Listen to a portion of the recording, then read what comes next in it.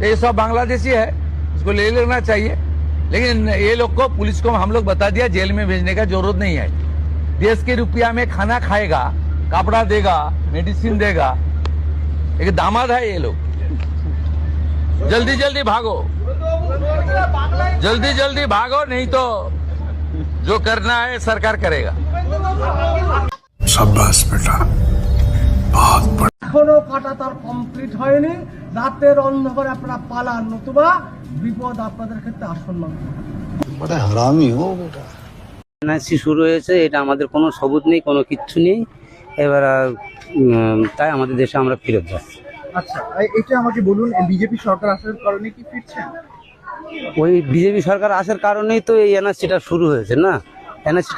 এনআরসিটা যখন শুরু হয়েছে তখন তো আর ধরো বেআইনি ভাবে তো একটা দেশে থাকা যায় না। গরিব মানুষ এসেছিলাম এখানে পেটের দায়ে, এখন থাকতে পারিনি, চলে যাচ্ছে। আচ্ছা, এই বাংলাদেশ থেকে কবে এসেছিলেন? এই 3-4 কিভাবে এসেছিলেন? এসছিলাম, এমনি চলে এসছিলাম, কাউকে ধরে না, এমনি পার হয়ে চলে এসছিলাম লোকেদের। সেটা হচ্ছে সেই এইদিকে কোথায় ধামাখালি না কি, এইদিকে।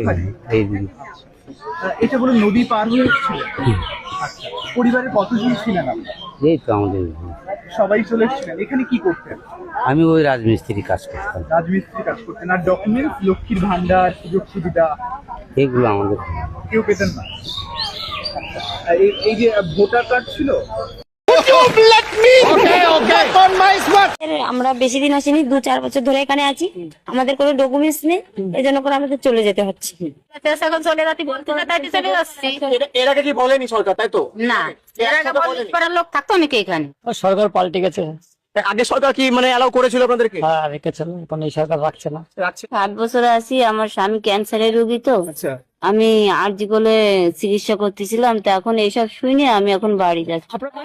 এখানে এসেছিলাম, ভাঙা এলাকা, মানে বুড়ি বাড়ি ঘর দরজা কিছু ছিল না, সব ভেঙে নদীতে চলে গেছে, থাকার আর জায়গা ছিল না, তাই আমরা এবারে চলে এসেছিলাম। বলেছে কারাকরি করেছে, আচ্ছা, থাকতে পারবে না, চলে যাও, তাই আমরা চলে যাচ্ছি।